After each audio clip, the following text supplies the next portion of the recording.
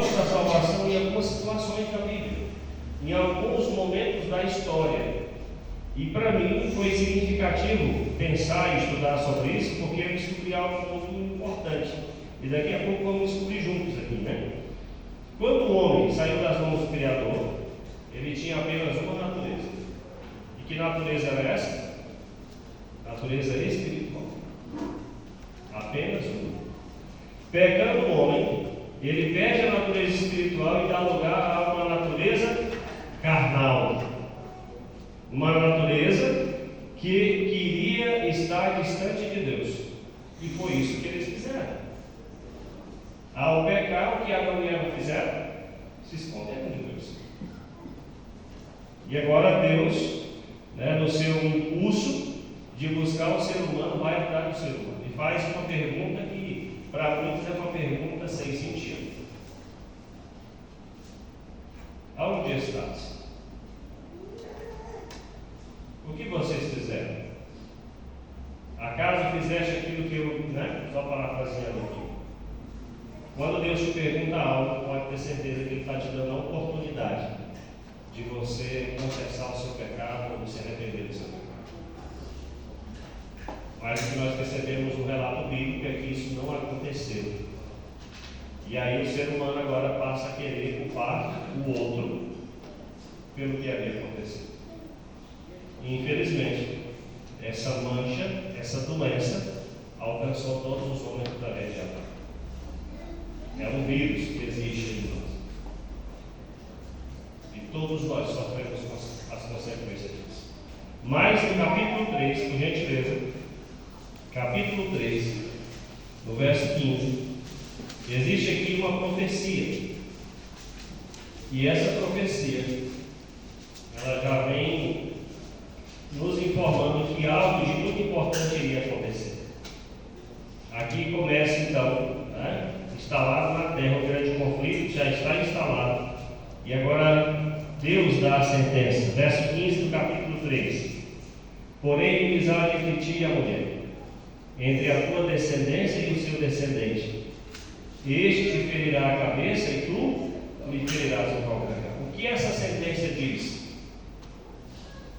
Que por mais que o inimigo tenha tido êxito em enganar os filhos de Deus, aqueles filhos que saíram perfeitos das mãos de Deus, um dia Jesus iria derrotá-lo para todo o sempre. Um dia Jesus, ele exterminaria o poder do mal para sempre. Garantiria a salvação de todo aquele que cresce nele. Queridos, a partir daí, começa então um processo de busca pelo ser humano. Um processo de símbolos, de salvação. E eu fiquei pensando hoje, algo que me veio depois, enquanto eu estava vindo para a igreja. Eu fiquei pensando, por que a gente fala tanto de salvação? O que significa salvação? E eu comecei a pensar um monte de coisa e eu entendi que eu não sei o que é salvação. Eu não entendo nada sobre salvação. E eu fiquei pensando que talvez seja por isso que a gente vacila tanto, por não entender o que significa isso, a grandeza disso. Mas hoje nós vamos entender juntos aqui, o que significa a salvação. Em Gênesis 3,15 temos a primeira promessa do Messias. Neste momento a sentença estava dada. Jesus derrotaria de uma vez por todas o inimigo. E através disso, dessa profecia sendo cumprida, ele estaria derrotado para todo sempre. Através da luta, ou através da linha do tempo, vemos Deus salvando o ser humano, ou pelo menos oferecendo a oportunidade dessa salvação. Nós temos visto isso ao longo da história. E aí nós vamos agora para o primeiro símbolo que nós vemos de salvação na história. Vá lá no Gênesis capítulo 6, um pouquinho para frente aí. Gênesis capítulo 6, nós vamos ler versos salteados, até porque a história nós conhecemos, e nós vamos ler alguns versos específicos para montar o raciocínio. Capítulo 6, verso 9, diz assim, todos encontraram aí? Eis a história de Noé. Noé era um homem justo e íntegro entre os seus contemporâneos. contemporâneos. Noé andava com Deus. E aí, se nós olharmos o que vem antes desse texto, a gente percebe que o homem havia se tornado mal, todos os desígnios do seu coração, a Bíblia diz, os seus pensamentos, tudo no homem havia se tornado mal. E um dia conversamos com o irmão André sobre o tempo de Noé, e nós começamos a pensar em algumas coisas que aconteciam naquela época. E não dá para imaginar tudo. Porque a Bíblia diz que o homem se corrompeu. Todos os seus sentidos, todos os seus pensamentos. E ela diz que todos os desígnios do seu coração haviam se tornado maus.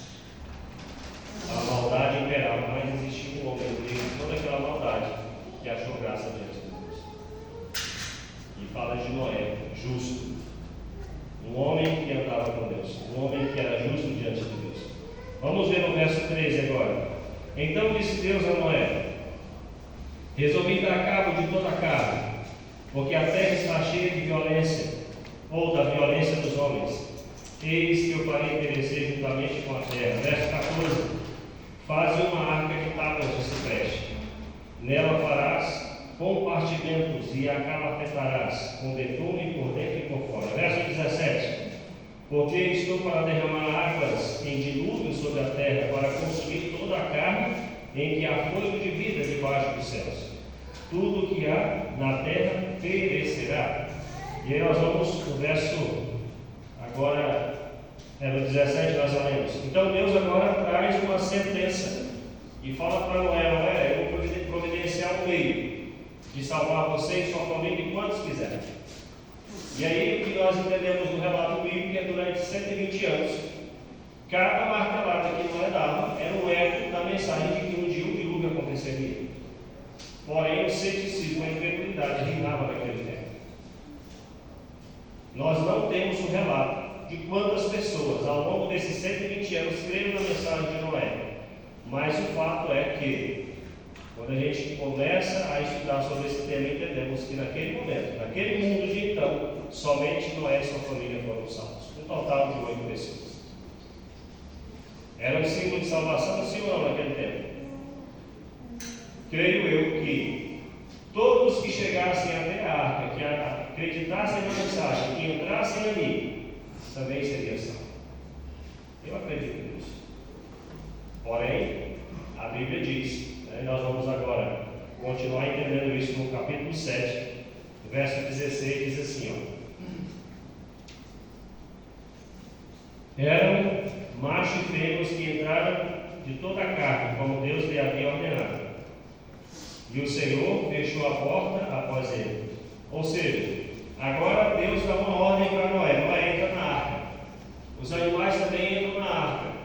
E aí ele passa 7 dias. E Deus vem e fecha a porta por fora. E depois desse episódio, a água começa. Se você olhar o relato, você vai perceber que foi muita água. Creio eu que muitos naquele momento acabaram por entrar em desespero e tentar bater na porta da arca para que Noé abrisse. Eu imagino que Noé ainda tenta abrir. Isso é uma imaginação minha. Mas a arca estava selada. Queridos, a porta havia sido fechada. Não existia mais oportunidade de salvação. Já era muito tarde. No verso 23 aí, assim foram exterminados todos os seres que havia sobre a face da terra. O homem e o animal, os répteis e as aves dos céus foram extintos da terra. Ficou somente Noé e os que com ele estavam. Essa história poderia ter sido diferente, sim ou não? Eu creio que sim. Mas a Bíblia diz que somente Noé e sua família foram salvos. Agora vamos para o livro de Êxodo, para o outro símbolo de salvação que nós temos. Êxodo capítulo 12.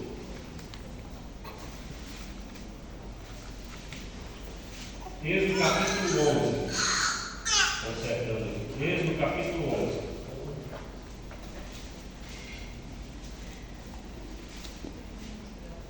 Êxodo capítulo 11, no verso 4 e 5. Olha o que diz. Moisés disse: assim diz o Senhor: cerca da meia-noite passarei pelo meio do Egito, e todo primogênito da terra do Egito morrerá, desde o primogênito de Faraó, que se assenta no seu trono, até o primogênito da serva que está junto à mão, e todo o primogênito dos animais. O que nós entendemos aqui? O contexto das pragas, né? E essa se constitui então a 10ª praga. E aí os versos que se seguem no capítulo 12, por gentileza, olha no capítulo 12, verso 3. Falai a toda a congregação de Israel, dizendo: aos 10 deste mês, cada um tomará para si um cordeiro, segundo a casa dos pais, um cordeiro para cada família. Verso 7 agora. Tomarão o sangue e o porão em ambas as ombreiras e na verga da porta das casas em que o comerem. E o verso 13: o sangue vos será por sinal nas casas em que estiveres. Quando eu vir o sangue, passarei por vós, e não haverá entre vós praga destruidora, quando eu ferir a terra do Egito. E nós entendemos, a partir desse momento, Deus lança uma ameaça, uma possível, uma praga que iria cair. Uma praga que fazia parte do grupo de 10 pragas. Todas as vezes que uma praga caía, Faraó resolvia deixar o povo ir, mas se arrependia e escravizava o povo novamente. E essa última praga era uma das piores. Traria morte sobre o Egito. Só que agora Deus orienta o seu povo para que eles se preparassem para esse momento. Um momento que era crucial para a salvação de todos. E agora nós percebemos que o sangue é uma marca da salvação. E qual que é a recomendação? Vocês vão se preparar, vão comer o cordeiro, mas vocês vão, acima de tudo, deixar um sinal. E nas casas onde estiver o sangue, passado nos portais das portas, o anjo da morte passará por cima. E aí, se nós formos continuar lendo, a gente percebe que quando o anjo veio e existia ali o sangue, não houve morte naquela casa. E no contexto ainda diz o seguinte, que era para que eles se juntassem a outras famílias. E aqui no meu entendimento, eu acredito que muitas famílias egípcias foram salvas. Sabe por quê? Porque aceitaram o convite. E qual que era a ordem do anjo? Não saiam das casas. Fiquem nas casas. E o sangue vai ser um sinal. E quando o anjo veio, todos que estavam nas casas foram preservados. Os primogênitos, foram preservados. Aquela praga não caiu sobre o povo. Mas nós temos um outro símbolo de salvação. Vá no livro de Josué. Até nós estudamos sobre isso essa semana, na escola sabatina, na semana passada, na verdade. Retrasada, E hoje é o início de uma nova semana. Josué, no capítulo 2.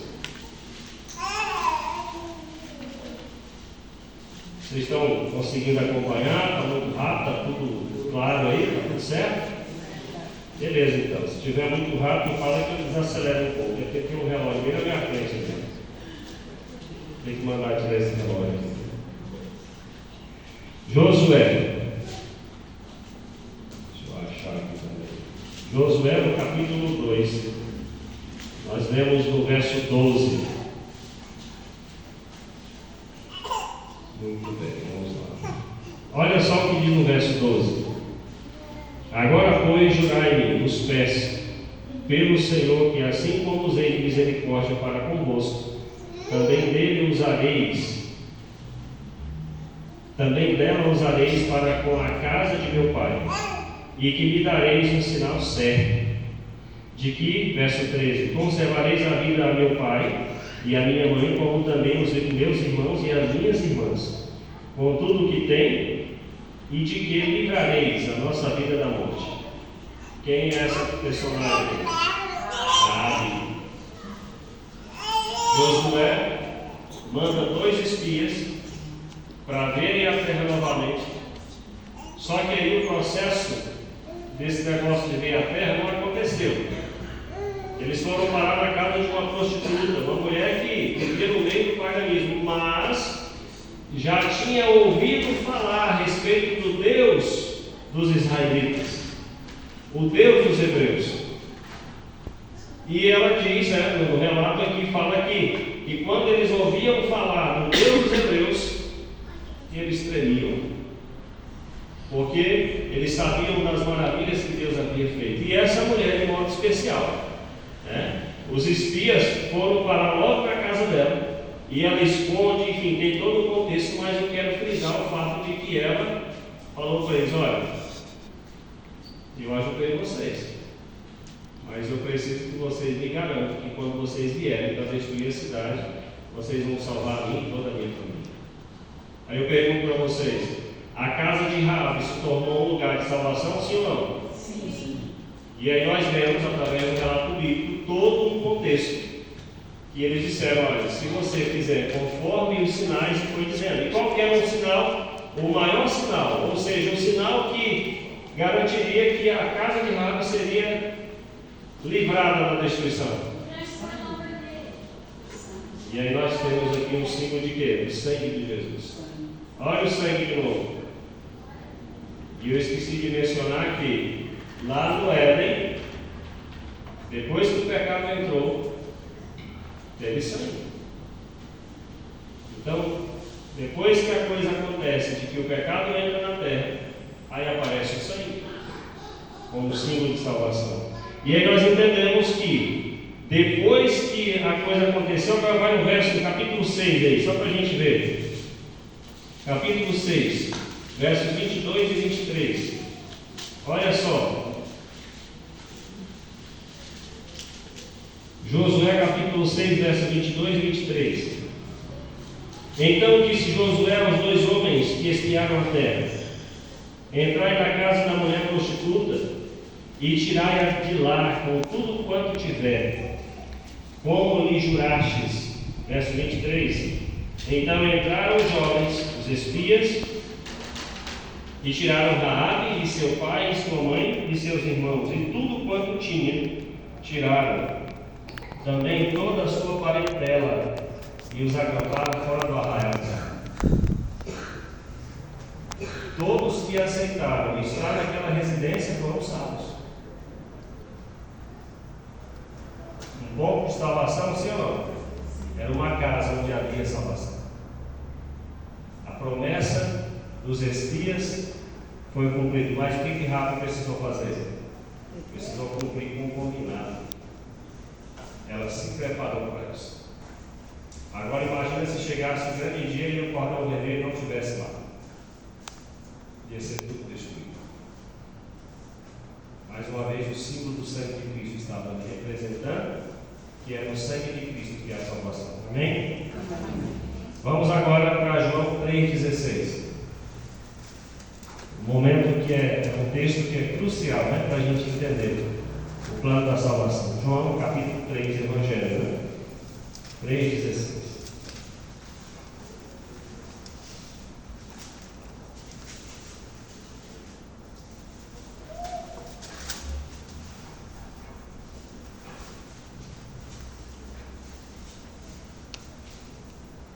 Amém? Olha só o que diz o verso. João 3,16. E essa história, ela faz parte de um discurso de Jesus para Nicodemos.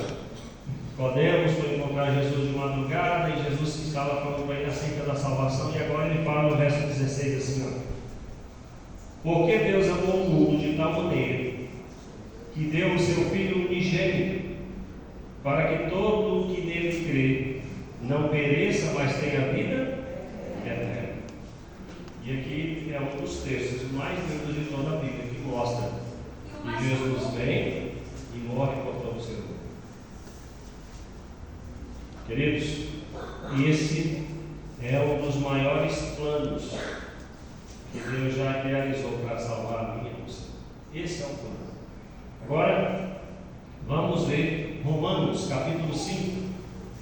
Olha só o que diz, Romanos 5, do verso 9 em diante. Romanos capítulo 5.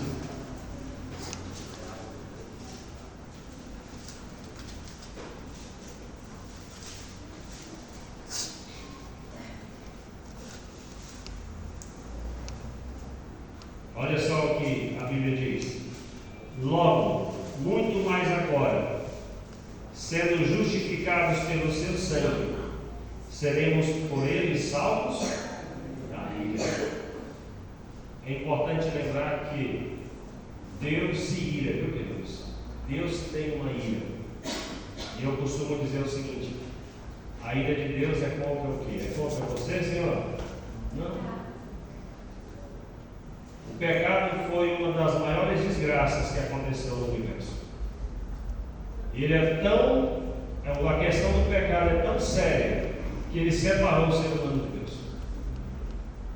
E a ira de Deus é contra o pecado. E eu costumo sempre fazer uma ilustração, certo? Imagina aqui, olha para mim agora.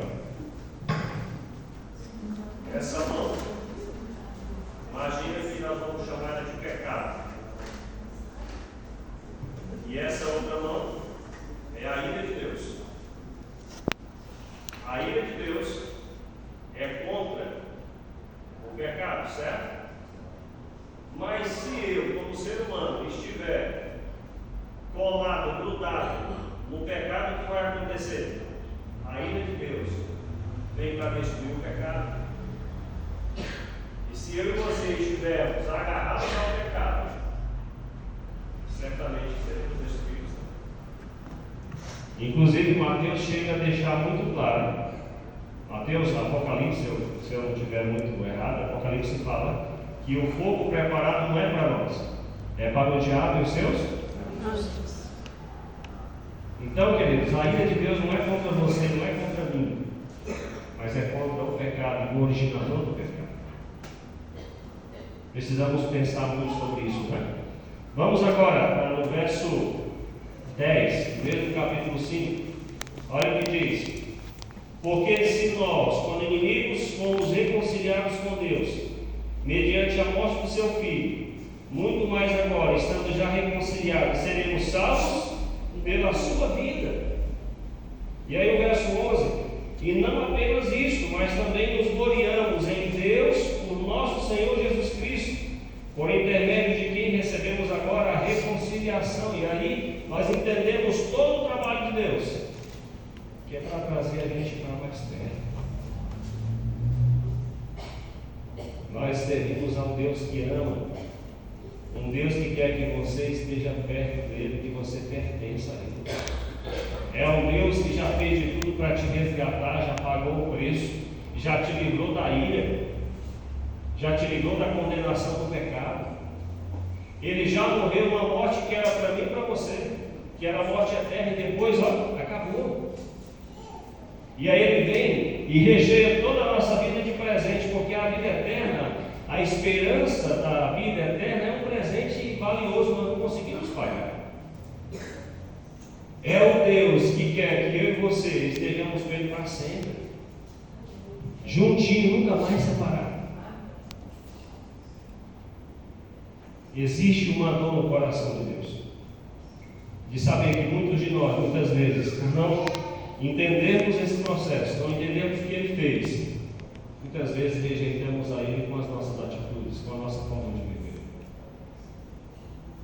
E sabe, é muito perigoso a gente viver nesse mundo sem entender o plano de Deus para nós, porque pode ser que por não entendermos, a gente por fim rejeite esse plano.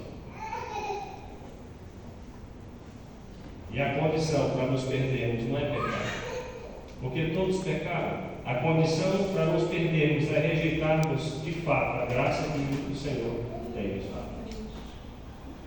Vamos ver Efésios capítulo 2, um texto significativo para a nossa fé. Efésios capítulo 2 e o verso 8.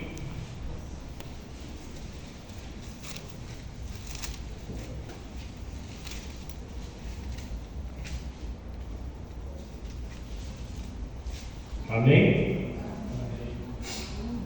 Olha só o que a Bíblia diz: porque pela graça sois salvos, E aí a gente entende o que é graça. A graça é Deus tomando o meu lugar de pecador, condenado, morrendo no meu lugar para que eu não sofresse essa consequência. E aí Ele me tira do lugar da morte, entra no meu lugar e morre por mim para me dar um presente, que é a vida eterna. Isso é graça. Eu não precisei fazer nada por isso. E aí diz, né? Olha só, vamos interpretar o texto de forma bem atenta aqui, ó. Porque pela graça sois salvos, mediante a fé, e agora eu preciso crer nisso. É necessário acreditar. E isso não vem de vós, é dom de Deus, não de obras, para que ninguém se glorie. Não tem nada a ver comigo, queridos. Não tem nada a ver com você. Tem a ver com o amor de Deus por você. Mas existe um critério aqui. As obras não nos salvam, nós sabemos disso. Mas no processo da santificação, no processo de amadurecimento, e eu sempre falo sobre isso, que nós precisamos amadurecer. Nós precisamos agora vencer o pecado. Nós precisamos agora, através da comunhão com Cristo, resistir ao pecado. Nós precisamos chegar num ponto da nossa vida em que o pecado não nos seduz mais. Isso é maturidade. Isso é o processo da santificação.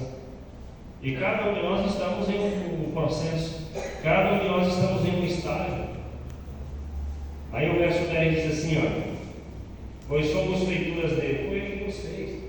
Gênesis disse isso hoje à noite. Criados em Cristo Jesus para quê, queridos? Para as boas obras. Não tem como nós dizermos que somos de Cristo se fizermos o contrário. E aí ele diz, as quais Deus de antemão preparou para que andássemos nelas.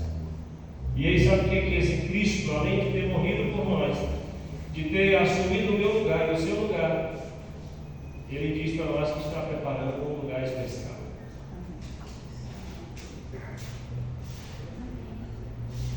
Um espaço que as descrições superam qualquer coisa que existe nesse mundo. Só que nós sabemos que nada disso é importante. Sabe qual é a coisa mais importante? É saber que o nosso Salvador está lá. É saber que Ele tem nas palmas das suas mãos o nosso nome escrito. Que Ele tem na palma das suas mãos a marca do preço que Ele teve que pagar para resgatar a mim e você. Isso é o mais importante. Não é o ouro, não é o diamante, não é o graça, não é nada disso. A gente às vezes valoriza porque nós estamos nesse mundo e essas coisas aqui são valiosas. Mas tudo isso perde o seu valor, ou pelo menos reduz o valor diante de Jesus. E aí eu quero finalizar com dois textos bíblicos, né? No momento em que um dia vai chegar a oportunidade de ouvirmos uma frase de Deus, ou de Jesus, né? Mateus capítulo 25, verso 34. Mateus capítulo 25, o verso 34.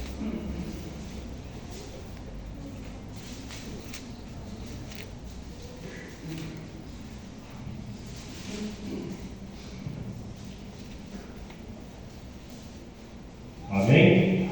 Amém. Olha só o que diz o texto. Onde então dirá o rei aos que estiverem à sua direita: Vinde, benditos de meu Pai, entrai na posse do rei que vos está preparado desde a fundação Do mundo. Quantos aqui desejam ouvir essa palavra naquele dia? Amém? Amém. E eu quero ouvir.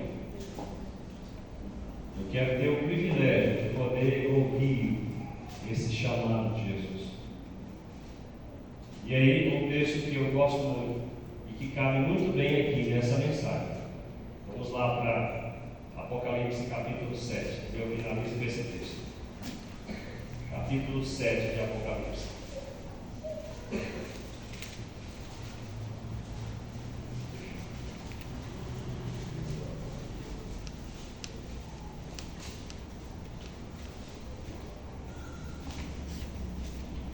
Amém? Nós vamos ler a partir do verso 1. E aí vamos saltar alguns textos e depois vamos finalizar e aí vai cantar. Verso 1 diz assim, verso 13, desculpa. Verso 13. Capítulo 7 de Apocalipse, verso 13. Um dos anciãos tomou a palavra dizendo: Este que se vestem de vestiduras brancas, quem são e de onde vieram? Respondi: Meu Senhor, tu sabes. Ele então me disse: São estes os que vêm da grande tribulação. Lavaram suas vestiduras e as alvejaram no sangue do Cordeiro. Olha o sangue aqui, queridos. Olha o Senhor. Razão porque se acham diante do trono de Deus e o servem de dia e de noite no seu santuário. E aquele que se assenta no trono estenderá sobre ele o seu tabernáculo. Jamais terão fome, nunca mais terão sede. Não cairá sobre eles o sol, nem ardor algum, pois o Cordeiro que se encontra no meio do trono os apacentará e os guiará para as fontes da água da vida. E Deus lhes enxugará dos olhos. Esse momento a Ellen vai cantar. Depois eu volto para a gente finalizar. Amém?